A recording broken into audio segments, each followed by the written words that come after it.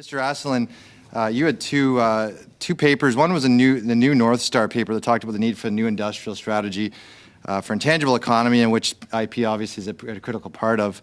The second of those papers says that one of the pillars of a challenge-driven industrial strategy is a focus on the entire innovation continuum. I'm curious if you could elaborate on the idea for the committee. Where do you see that looking like, and how does that differ from current system, and what are the potential benefits? Great question, thank you. I think it's really important to understand our strengths and weaknesses in the innovation ecosystem. My view is that we do pretty well at what I would call the beginning of the continuum, which is the intellectual capital part of it, human capital, universities, R&D, and then VC is better than it was, I would say. But once we go to the continuum to scaling, having global champion in advanced industries is where we're lacking, and this is where we need to go, because as I stated in my remarks, competitiveness on the economic front happens in advanced industries. This is where advanced economy compete. If we don't have scaled companies in these high advanced sectors, we're not going to be competitive. Our current account deficit is not sustainable in advanced industry. In other words, if we're a net importer in all the key advanced industries, we're not going to become more competitive unless, in fact, we're going to be less competitive. And so this is where we need to focus. I find in Canada we are spread too thin across the spectrum. And so when one speaks about innovation ecosystem, I think we need to be really focused on these key advanced industries, scale our companies, create IP, retain it, leverage it, and making sure that we have more IPOs in Canada. Would you then recommend that, a lot of, we've heard from other witnesses, a lot of the failure of companies to raise capital or to, and you talked about R&D in your opening statements, is that first stage innovation piece is very important. You talked about R&D earlier, the 1950s strategy, World War II. Yeah. Do you recommend that we should then, perhaps as a government, look at first stage innovation, perhaps on very specialized areas, like you said, focused on certain industries for Canada? Yes. What we lack is essentially this bridge between research and private firms. And there are various steps that we are lacking in the innovation process. It's one thing to have a lab in university coming out with a good idea, what we can call an invention, but to bring this to a firm and then scale it for that firm to become a global champion takes many more steps in the process. And I think this is where we're failing, is that we think being good in R&D will in itself translate into innovation. But I just want to be specific about this. When you look at the United States, what they've done in defense, in space, it's clear that they have these industrial labs that connects where they are strong on R&D with private industry, and they bring industry in solving these problems. This is how you can scale companies, by having also the public procurement aspect of it. Thank you very much. Who's undertaking or facilitating or supporting a mapping exercise between the private sector and post-secondary institutions where the vast majority of research and development is occurring? I think, to give credit to the government, IRAP at NRC does a bit of this. And I think in the new Innovation Corporation, the plan is to scale it. I just don't think we're doing enough on the industrial R&D side of things. If you don't have the application of research into commercial applications, you're still very far away from commercial success. So I think this is where we need to be much better in that. And again, doing industrial research needs to be focused on these advanced industries where you have high level of technology, intensity, R&D, high-skilled workers. And I'll just bring you back to what Commerce Secretary Raimondo stated a few weeks ago in her very important speech she gave at MIT. She basically said the world is going to compete on three families of technology.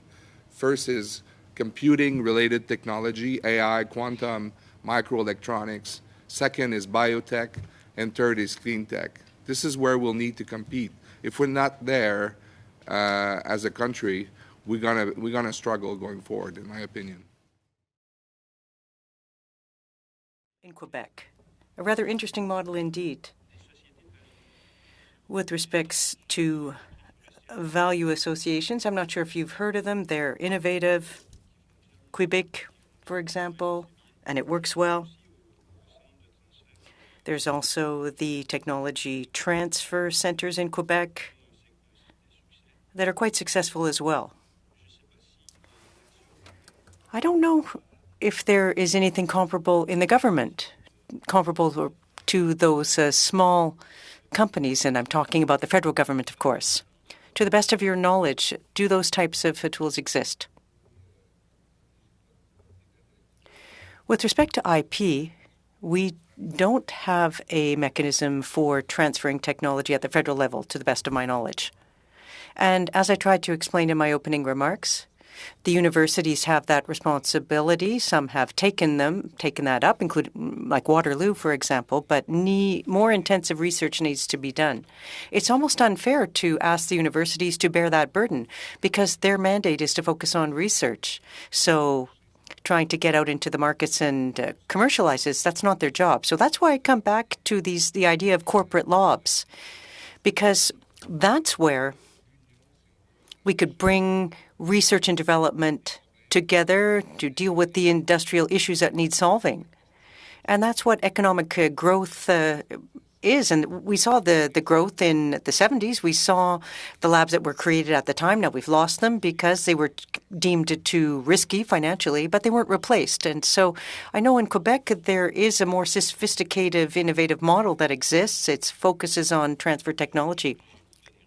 Well, I'd have to side with you on that for sure, because I'm from the university sector myself, and in human sciences it's different. But in applied sciences, there is a very little interest in commercialization, and that's why it's so important to develop the structures for the transfer of technology. Now, in your presentation, you said that maybe Canada had put too many eggs in one basket. So if I understand what you're saying, then we haven't placed enough value on the transfer of research.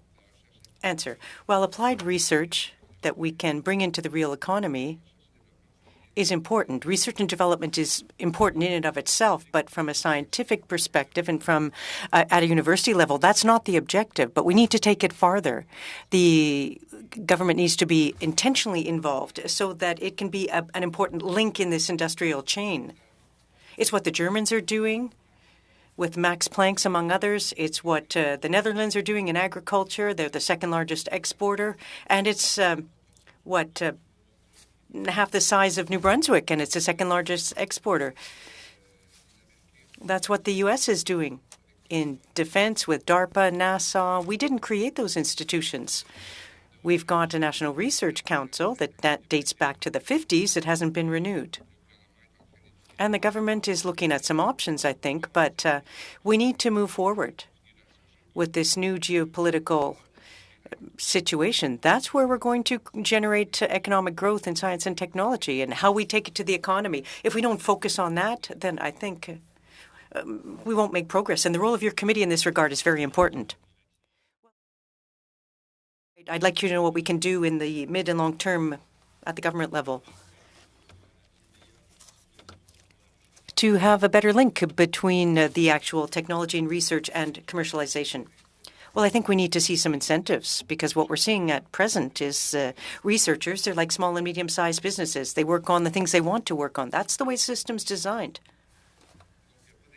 So there aren't any incentives for them to commercialize. There aren't any incentives for them to turn towards Canadian companies. So if foreign companies come to them and want to buy all their patents, well, we look by passively. I don't know any country that innovates properly that has that kind of approach. When I think about all the countries that have grown their sectors or innovative sectors, they really cultivated research and development at the university level and then transferred it to firms. So we need some instructions in that regard, some incentives. We need some policies. very rigorous policies, and I don't think that we have them at present. What does the United States get out of DARPA other than, I assume they get a lot of IP that stays in the United States? But is that, when you say you were hoping for a more of a DARPA model, is that more like a Crown Corporation? Say we had a Crown Corporation for AI, a Crown Corporation for biotech, that would do the, because we lead in the world in many of those sectors at the research level. Interestingly, that's a great question.